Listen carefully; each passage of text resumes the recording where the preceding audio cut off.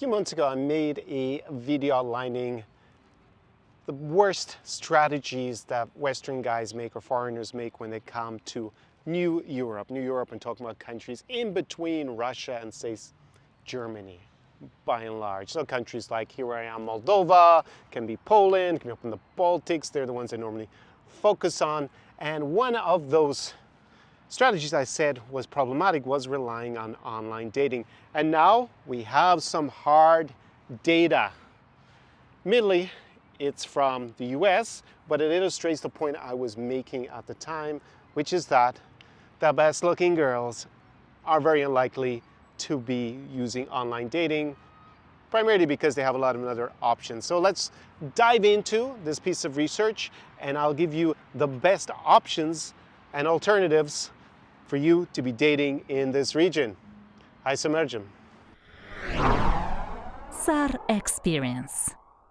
So I've come across this academic study that resonates in its findings with a lot of the content that I've been producing here about dating apps, the few videos that I have about using dating apps in this region in particular, especially if you are trying to meet the most beautiful women. Now, if you're a guy who's super good looking, did all your pro photos, you got tons of matches, and you're willing to date down like 4 or 5 points, here I am, obviously in Moldova, can more or less apply for, Poland, the Baltics, Ukraine, Kazakhstan, the Caucasus, to a certain extent that online dating is relevant there.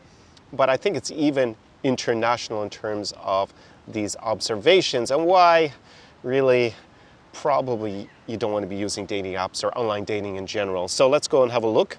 So the researchers, Peter Karl Johansson at the University of Padova and co-authored with Rachel Bullock. I googled her name, she seems to be an Australian woman. So let's see. The title of the article is Who Uses Tinder? The Dark Triad Traits, Attachment and Mate Value. They revealed that the men who were Tinder users were especially high on psychopathy and narcissism, and women who were Tinder users were especially high in anxious attachment and rated themselves as unsuccessful in finding relationship partners. And while exploratory in nature, they suggest, the authors, that men who are characterized by antisocial traits may use Tinder for opportunistic mating goals, whereas women who have struggled to find relationships may use Tinder as a compensatory mating tactic. That's exactly what I'm saying from the point of view of women who you're going to find on any sort of online dating, whether it's Tinder, Bumble, or a specific dating site related to a region, like you see a lot of Filipina dating, or where else you see it. Also for Ukraine, it was also very common. Of course, the marriage agencies, matchmakers, it's going to be pretty much the same.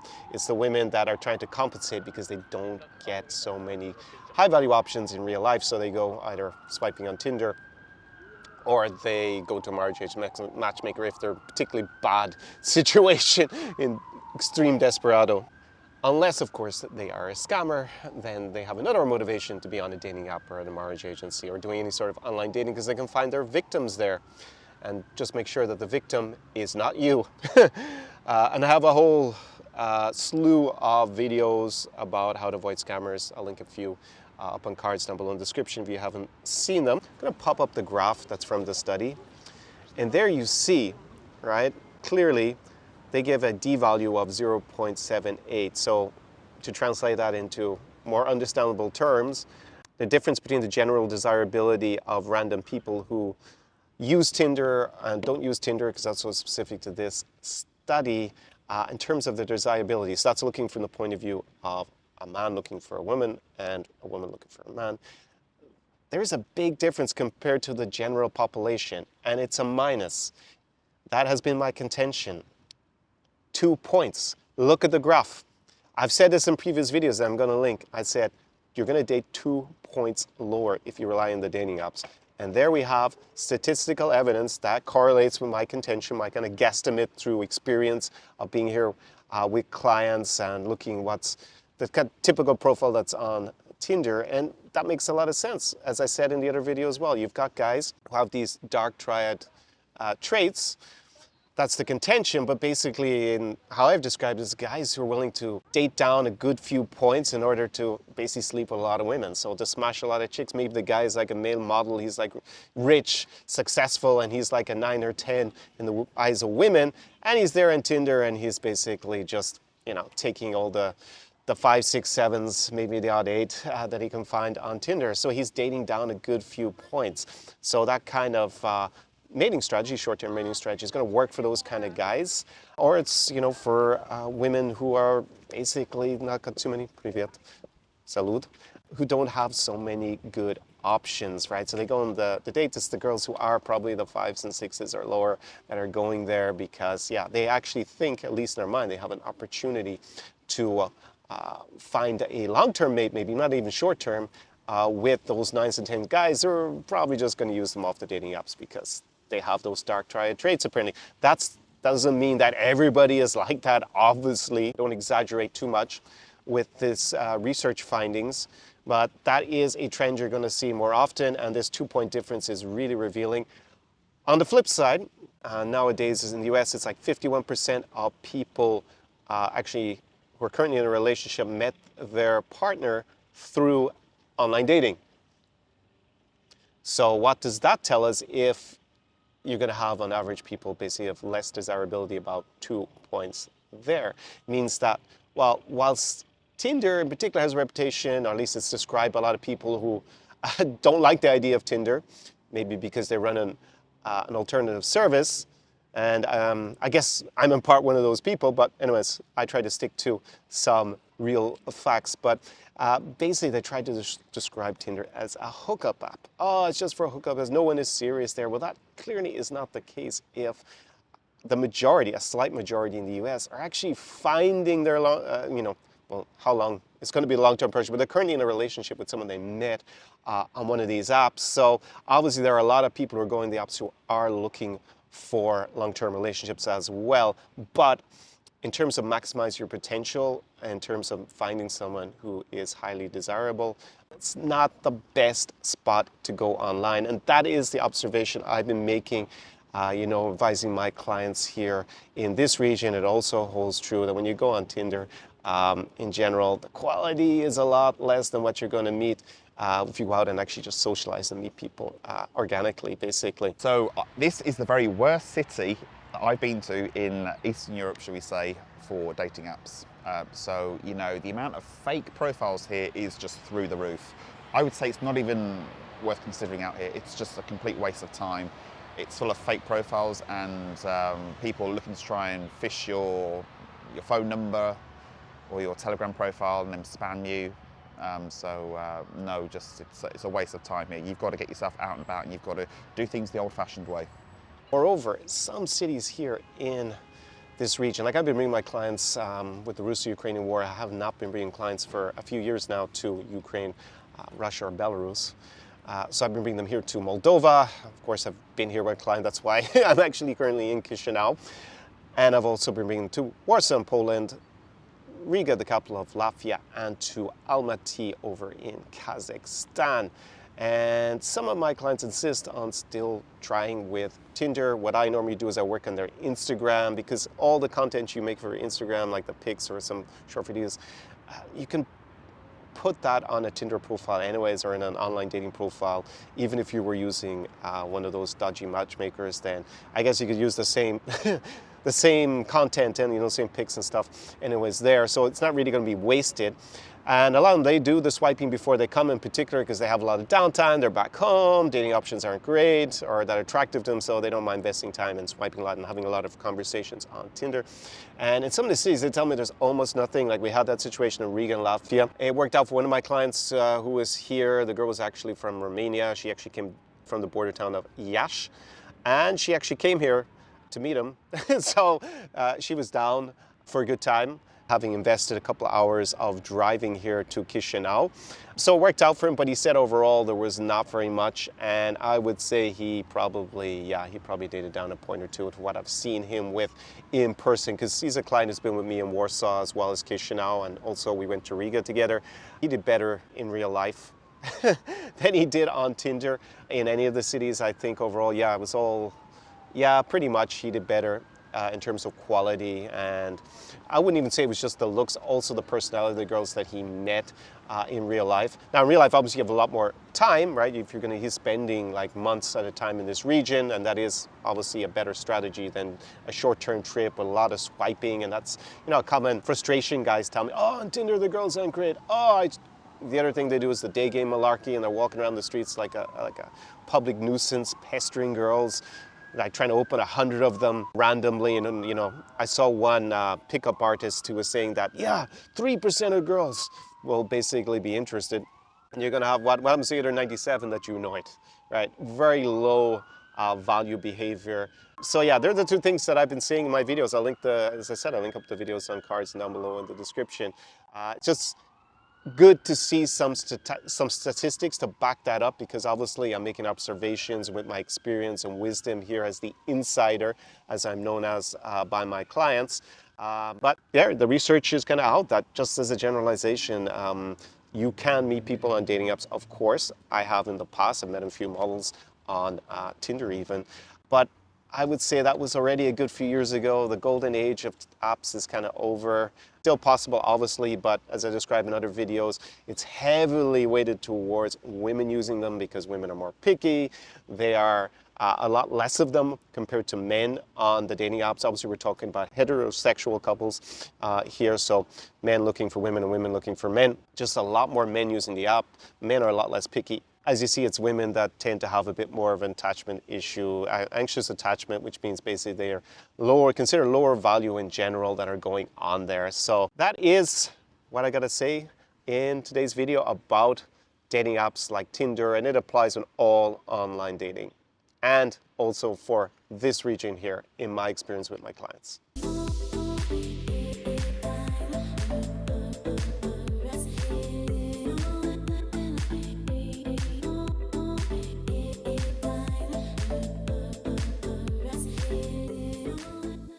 So what happens to most guys who come here to, say, a country like Moldova? Maybe it's Poland, which is increasingly popular. They come normally as a group of lads. Maybe they're doing a solo mission. There's no shame in that. And I did this myself back in the day. I actually had to do a lot of solo missions because I couldn't persuade my friends to come to the same countries as I wanted to go to, and it was obviously better to come alone than not to come at all. But it wasn't optimal whatsoever. It was actually pretty difficult. And typically what happens is guys are gonna go swiping on Tinder maybe just before they arrive, get a few mediocre matches, probably end up, unfortunately, being used for a free meal, the kind of meal plan scam, as I used to call it, in the days we used to go to Odessa Mama. But you see that also in Warsaw. Whether it happens to be from Polish girls or from Ukrainian or Belarusian girls, since they are, you know, there's a lot of Ukrainians who've gone to Warsaw, also a lot of Belarusians there. And, you know, I talked to plenty of girls I know, and they confess, many of them, to doing this. They just use guys who are in for the weekend. They screen for guys who look like they have a bit of money, coming for a short-term trip, and they know will definitely bring them to, you know, a top restaurant to impress them, basically, hoping, obviously, these guys that they're going to get some return on their investment, whether that happens to be sex or the opportunity to have a long-term relationship. And in the end, most guys, they just end up very frustrated. They maybe start off with a Tinder thing, swiping, get not very satisfactory results from their dates they went on, and then they might be one of these day gamers walking around for hours and hours on their limited time in Warsaw near the train station, basically making a holy show of themselves. Or they'll do what a lot of lads do on a trip.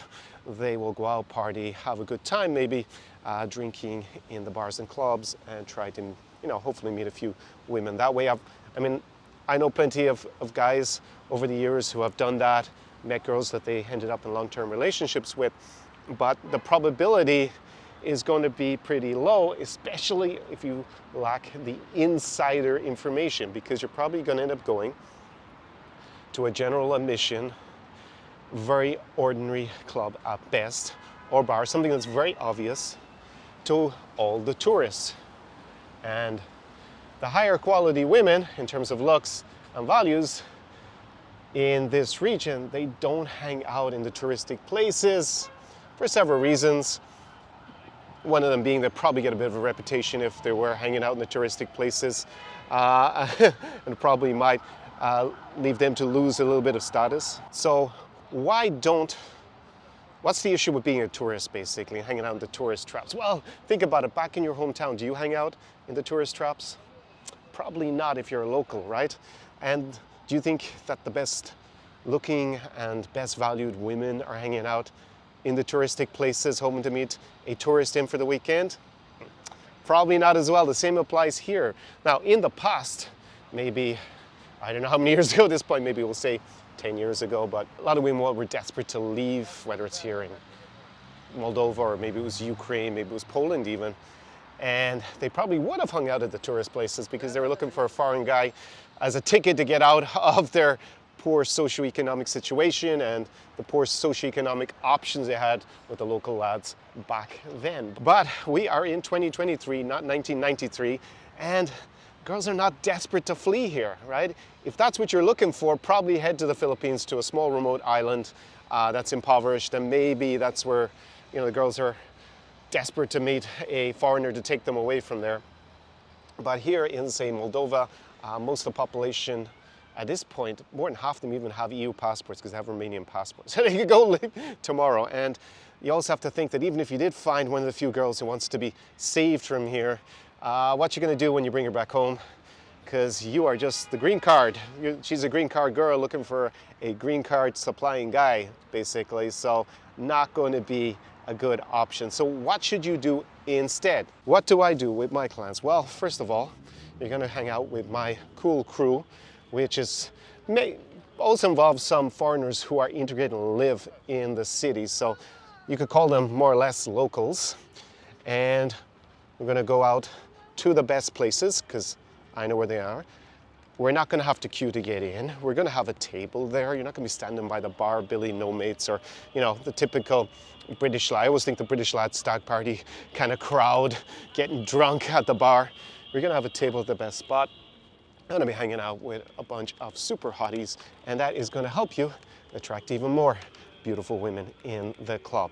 So I see this experience as not just a once-off. It's also something that's going to allow you to potentially move to the city and already have a social circle.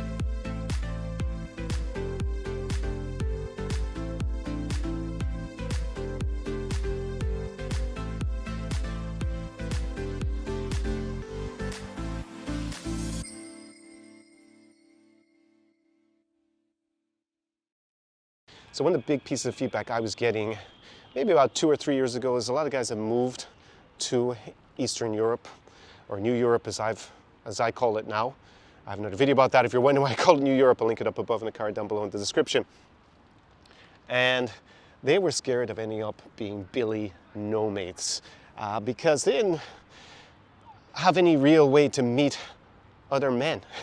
And like a lot of guys who come with me and live the in-person experience, they actually meet future business partners, make great friends, because yeah, otherwise the dating is great and everything, and obviously the dating options here in this region are far better than probably back home where you're watching this video from, because, well, obesity isn't a big thing, girls on average are just a lot better looking, so ceteris paribus, if you have a plan, a good strategy, you're gonna do way better here than you would elsewhere. And swiping on Tinder and setting up lots of dates is going to grow old, especially when you're looking around and you can see that it's not the best quality women you're going to meet in those, and you don't have any male friends, and you've been, say, a month or so in the city, and you really like the city, but you're not having the best time. So this is also why I designed this in-person experience, because for guys who are thinking maybe that they want to spend time in the region, then this is a way to just streamline everything. And it's going to save you just a huge amount of time, emotions, and money by living this Zara experience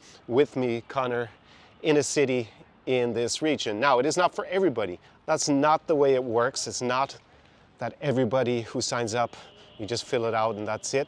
Down below is the application form. It is by application only. You need to fill that out. And if I think it's a good fit for you and me to work together, then it could be you with me here in a city like Chisinau, Moldova, Almaty, the Almighty in Kazakhstan, of the steppes of Central Asia, and the very, very, very, very far east of Europe. And I have had to comment in other videos why it's still a little bit in Europe, Kazakhstan. Yes, it is. And the people there are probably about 15% plus or minus in the big cities like Almaty and Astana, and 85% Asian. So you can have a mix there.